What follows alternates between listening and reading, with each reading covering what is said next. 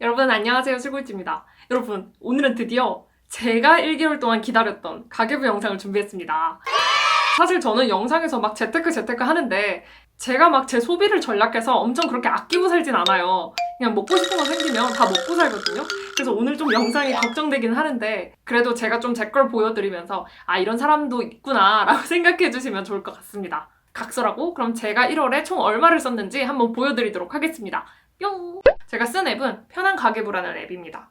네, 제가 이번 한 달간 총 54만 6,247원을 썼는데요. 식비가 제일 많이 나가요.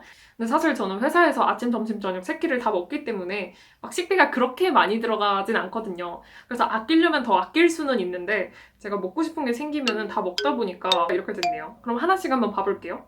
일단 1월 1일 설날에 여수 내려가가지고 먹고 싶은 거 샀고 1월 3일에 언니가 치킨 사준대요. 근데 배달비 저보고 내라고 해서 배달비 냈습니다. 그리고 1월 4일에 언니랑 같이 윗지방 올라와가지고 국밥 먹었고요. 1월 7일, 8일은 재택근무하고 있어서 설렁탕이랑 간식을 먹었습니다. 그리고 1월 9일에는 밥 차려 먹기 귀찮아서 저희 오피스텔 내에 있는 불고기 덮밥을 하나 먹었습니다. 그리고 일요일에는 딸기 케이크 너무 먹고 싶어가지고 제가 딸기 케이크랑 설렁탕을 진짜 좋아하거든요. 그래서 엄청 많이 먹어요. 그리고 월요일에는 파리바게뜨 우연히 갔다가 뜯어먹는 식빵이 있어가지고 그게 너무 맛있어서 하나 먹었습니다. 그리고 1월 12일 화요일, 요거는 전혀 살 생각이 없었는데 이제 회사 선배가 지금 비비고 45% 할인한다고 링크를 딱 보내줘가지고 제가 주말 동안 먹을 거를 좀 샀습니다. 근데 사실 비비고 진짜 맛있잖아요. 그래서 비비고에서 뭐 설렁탕, 깍두기볶음밥, 불고기 덮밥, 그리고 김치찌개, 만두 이런 것들을 샀습니다. 그래서 원래는 한 38,000원 요 정도 나왔던 것 같은데 45% 할인 받아가지고 약 2만 원대의 금액에 구매했습니다. 그리고 저는 이제 점심 먹고 같이 먹는 분들이랑 맨날 점심에 커피를 마시는데 돌아가면서 사다 보니까 커피 4명 마신 거고요. 그리고 파리바게뜨에서 또 단팥빵 먹었고요. 그다음에 또 딸기 케이크 먹었고 그다음에 일요일에 우동이랑 카레. 그리고 그 다음에는 파스타가 너무 먹고 싶어가지고 배민에서 이제 파스타를 검색해보는데 평점이 4.9점이 있는 거예요. 그래서 이제 호기심에 한번 시켜먹어봤죠. 근데 더 웃긴 거는 여기 파스타가 12,000원인가 그랬거든요. 사실 파스타 치고 굉장히 저렴한 가격이잖아요. 근데 진짜 너무 맛있는 거예요. 광교 사시는 분들은 샘라 파스타라고 꼭 한번 드셔보세요. 진짜 맛있습니다. 진짜 강추. 그리고 금요일에는 또 선배 커피 사줬고 토요일에는 이제 친구가 지방에서 금요일 요때는 이제 아빠가 윗지방에 볼 일이 있으셔서 올라와가지고 제가 점심을 사드렸어요. 원래는 제가 점심에 이렇게 비싼 거 안 먹는데 아빠가 오랜만에 올라오셔가지고 같이 고기를 먹었습니다. 그리고 엄마한테 따로 전화가 온 거예요. 엄마가 이제 부모님이 내가 살던데 잠깐 방문을 하면 이제 빵을 많이 사가지고 보내드리는 게 예의라고 하시더라고요. 그래서 이제 아빠 공항버스 타러 가기 전에 파리바게뜨가 있길래 그래서 빵을 2만 원치 사가셨습니다. 맛있게 먹고 있지? 네, 그래서 식비는 여기까지입니다. 사실 가장 많은 부분 차지했던 게 썰렁탕이랑 딸기 케이크, 회사 안에 커피, 요거밖에 없어요. 또 저는 이렇게 회사에서 커피 마실 때 시럽된 토마토 주스를 먹거든요. 커피 마시면 뭔가 건강에 안 좋을 것 같고 또 저는 심장이 엄청 빨리 뛰더라고요. 그래서 이제 그때마다 토마토 주스를 마시는데 토마토 주스를 마시면 뭔가 나도 모르게 아, 나는 지금 건강한 음료수를 먹고 있는 거야 라고 합리화를 해가지고 저는 매일매일 건강 주스를 마시고 있다고 생각합니다.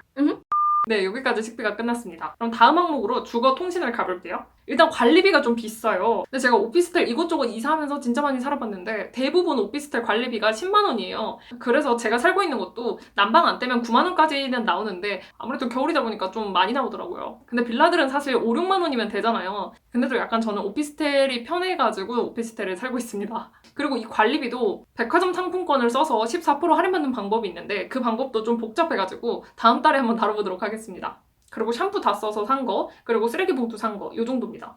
그리고 통신비가 여기에는 없는데 제가 69,000원짜리 요금제를 써요. 100기가거든요. 왜냐면 저희 집에 인터넷이 없어요. 그래서 일부러 폰 요금제로 다 땡겨 썼습니다. 그래서 69,000원 중에 21,000원은 할인을 받기 때문에 실제로는 한 48,000원 정도 나옵니다. 이것도 사실 알뜰 요금제로 옮기고 하면은 훨씬 저렴해질 수 있는데 저는 휴대폰 중에 이 노트 시리즈를 끊지를 못하겠더라고요. 그래서 노트를 저렴하게 사려고 이번에 공시지원금을 통해서 노트를 5만 원에 샀기 때문에 선택 약정이라든지 이런 건 안 되는 걸로 구매를 했습니다. 그래서 굳이 노트를 사용하지 않으실 분들은 알뜰 요금제로 저렴하게 쓰시는 게 훨씬 나아요. 그래서 저는 한 달 전에 노트 9으로 바꿨어요. 그러면 다음 건강. 건강은 제가 보험이 2개가 있어요. 롯데 손해보험은 실비보험이고요. 새마을금고 보험은 제가 1년 전에 들은 건데 제가 이제 토스 쪽에서 좀 보험 상담을 받아보니까 제가 뭐 암보험이나 이런 건 잘 돼 있는데 소외감에 대한 보험이 엄청 작다고 하더라고요. 그래서 한 달에 밥값 한 끼 아끼는 돈으로 3만 원짜리 보험을 들었습니다. 그래서 이것도 좀 여러 보험 다 비교해보면서 받은 건데 새마을금고가 좋아서 가입한 건 아니고 이것저것 보험들 다 비교해보니까 저한테는 여기가 가장 맞아가지고 여기로 가입을 했습니다. 이건 다음에 기회가 있으면 좀 보험들 비교하는 컨텐츠를 만들어 볼게요. 그리고 교통 차량. 이거는 제가 차도 없고 또 회사 출근도 다 셔틀 타고 다녀가지고 별로 많이 들진 않아요. 그래서 이번 설에 여수 갔다 온 것 때문에 한 35,000원짜리가 있고 그래서 실제로 한 달 요금은 10,000원 이 정도 나옵니다. 사실 예전에는 택시도 되게 많이 탔는데 택시를 타게 되는 이유가 결국 내가 늦게 일어나서 또는 늦게 퇴근해서 타는 거거든요. 그래서 요즘은 아침마다 좀 마인드 컨트롤을 하면서 좀 일찍 일어나려고 노력을 하고 있습니다. 그래서 이번 달은 택시를 단 한 번밖에 타지 않았네요. 너무 뿌듯합니다. 다음은 마트 편의점. 딱히 설명드릴 게 없네요. 어제 우유 사 먹었고 예전에 속이 안 좋아서 가스 활명수 먹었고 또 저희 동네에 노브랜드가 있어가지고 거기 구경 갔다가 짜장이랑 밥에 넣어 먹는 후레이크 같은 게 있어가지고 그걸 샀습니다. 그리고 기타. 이 나란 말씀이가 뭐냐면 저희 회사 같이 일하시는 분들끼리 맨날 점심시간 때 게임을 해요. 게임이 뭐냐면 영어 단어를 말하면 한 단어당 500원을 내는 거예요. 4명이서 하는데 지금 한 10만 원 정도 모였습니다.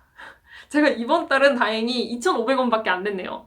예를 들어서 제가 방금 게임이라고 했잖아요. 이 게임도 결국 외국어니까 제가 500원을 내야 되는 겁니다. 열심히 우리끼리의 회식비를 모으고 있어요. 그리고 수입 탭으로 한번 가볼게요.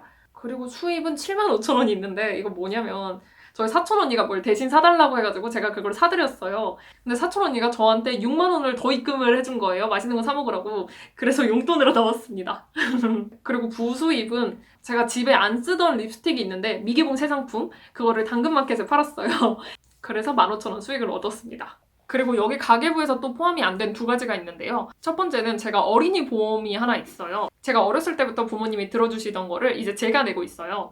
근데 이게 나중에 100% 환급형이다 보니까 보험비가 좀 세요. 월 11만 원? 그래서 좀 빼고 싶었는데 이때까지 낸 게 아깝기도 하고 또 제가 20살 때부터 이곳저곳 병원을 자주 다니다 보니까 이제 보험사에서 저를 잘 안 받아주더라고요. 이 가격에. 그래서 예전에도 보험 상담을 받을 때 제가 이거 11만 원짜리 너무 비싸다. 다른 걸로 만들까 고민 중이다 라고 했더니 지금 네가 만들 수 있는 보험에서 이만한 혜택 주는 게 없다 라고 하시더라고요.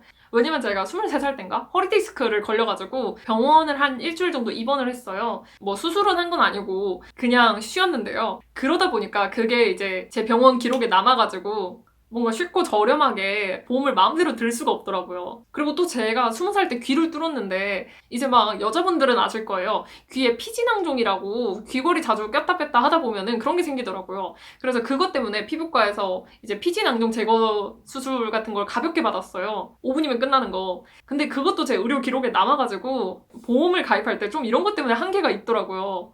사실 되게 진짜 별거 아니잖아요. 그래서 여러분들은 하루빨리 무슨 병원 진료 기록이 없으실 때 가입하시는 걸 추천드립니다. 그리고 다음 항목으로는 연금저축 펀드가 있는데 저는 월 10만 원씩 넣고 있어요. 그리고 또 여러분들이 물어보시는 게 주택 청약은 안 하세요가 있는데 이미 저는 20살부터 일하다 보니까 월 10만 원씩 주택 청약을 넣었어요. 그래서 주택 청약에 약 500만 원 정도 들어가 있어가지고 추첨제로 어딜 지원하기에는 다 조건이 돼가지고 더 이상은 안 넣고 있습니다. 왜냐면 이게 보통 수도권 청약을 지원할 때 청약 통장이 있어야 되는 건 물론이고 평수에 따라서 청약 통장에 어떤 금액 이상이 있어야 지원을 할 수 있어요. 근데 그게 보통 넉넉하게 한 500만 원입니다. 그래서 한 20평대 이 정도는 300만 원 이 정도로도 되더라고요. 그래서 저는 이미 그 금액을 다 채웠기에 더 이상 넣진 않고 있는데 사실 가점제로 청약에 당첨되는 건 불가능하거든요. 최소 내가 무주택 기간이 30년 아니면 다자녀 이 정도는 되어야 가점제로 청약에 당첨될 수 있습니다. 그래서 사실 20, 30대는 추첨제밖에 못 노려요. 그래서 좀 안 넣고 있었는데 최근에 들은 소식인데 아파트가 민영주택이 있고 공공주택이 있어요. 민영은 뭐냐면 뭐 힐스테이트나 이런 거 아파트 회사에서 지은 거고 공공주택은 뭐 LH공사 이런 데서 지은 거죠. 그래서 공공주택 이런 데 들어갈 때는 납입 횟수도 중요하다고 하더라고요. 그래서 이건 좀 알아보고 다시 주택 청약을 시작해볼까 생각하고는 있습니다. 요거는 제가 좀 더 공부해보고 다음에 다뤄볼게요. 네, 그래서 제 소비는 여기까지입니다. 이렇게 한 달에 지출로 들어가는 돈은 한 55만 원 정도이고요. 월급에서 이 55만 원을 제하고 나서 남은 돈에 대해서는 7, 80%는 주식에 넣고요. 그리고 남은 20, 30%는 비상용으로 현금으로 보유하고 있습니다. 또 주식이라고 해서 이 7, 80%를 바로 월급날에 애플에 몰빵을 하는 건 아니고요. 예를 들어서 내가 1월 1일에 월급을 받았다? 그러면 1월 1일, 3일, 5일, 7일 이런 식으로 추세를 봐가면서 분할 매수를 하고 있습니다. 언제 떡락을 할지 모르니까 저는 이렇게 날짜를 좀 분산해서 들어가고 있습니다. 여러분 여기까지 정리해보면 제 지출에 딱 3가지가 없었죠. 첫 번째, 술 모임 등 유흥에 대한 지출이 전혀 없었어요. 근데 이거는 제가 친구가 그렇게 많지 않아서 그럴 수도 있어요. 근데 뭐 아무리 코로나라고 한들 제가 속한 회사나 학교에서는 술 모임이 은근히 좀 있거든요. 근데 제가 술을 별로 안 좋아하기도 하고 또 저랑 좀 친한 친구들이나 이런 친구들은 다 저처럼 술을 별로 안 좋아해요. 그래서 저희는 뭐 카페에서 만난다든지 아니면 운동하러 가서 만납니다. 그래서 굳이 술 모임을 가지 않더라도 친목은 충분히 유지할 수 있습니다. 그러면 2번째. 배달 음식은 한 달에 한두 번 제가 먹고 있죠. 근데 이 부분은 저도 물론 먹고 싶어요. 근데 저녁 늦게 먹으면 건강에 안 좋다고 하잖아요. 그래서 제가 사실 참는 겁니다. 배고프면 그냥 참고 자요. 그래서 그 다음날 일찍 일어나서 밥을 먹습니다. 그러면 건강도 챙기고 지출도 아낄 수 있고 얼마나 좋아. 그리고 3번째, 과한 지출이 없었죠. 식비나 꾸민비 이런 것들이요. 결국 이거 다 과시하기 위함이에요. 내가 10만 원, 20만 원짜리를 먹더라도 내가 SNS에 안 올릴 자신이 있다. 그러면 이건 상관없습니다. 근데 내가 간 곳을 꼭 SNS에 올리고 싶다면 이거는 온전히 내 만족이라기보다는 어느 정도 나도 남에게 과시하고 싶어서 여길 간 목적이 있어요. 그러니까 무언가를 위해 지출할 때 이건 좀 자랑하고 싶다. 이런 거면 안 하시는 게 낫습니다. SNS에 친구들이 뭐 자랑 엄청 많이 하잖아요. 그냥 SNS를 끊으시면 됩니다. 뭐 SNS 안 하면 심심하신 분도 있을 거예요. 그래서 저도 가끔 눈팅하긴 하는데 그 심심할 시간에 유튜브에서 배울 점 많은 사람들을 구독을 해가지고 그 사람들 영상 보세요. 그러다 보면 시간 진짜 순삭하거든요. 그래서 저는 SNS보다 차라리 배울 점 있는 사람을 유튜브 채널에서 구독하는 걸 정말 추천드립니다. 네, 그래서 오늘 영상을 정리를 하면 방금 말씀드린 3가지만 없어도 엄청난 큰 지출은 없으면서 삶을 만족스럽게 살아갈 수 있다는 겁니다. 부디 오늘 영상이 여러분들께 조금이나마 도움되셨으면 좋겠네요. 오늘도 여기까지 봐주셔서 너무 감사합니다. 찍찍찍.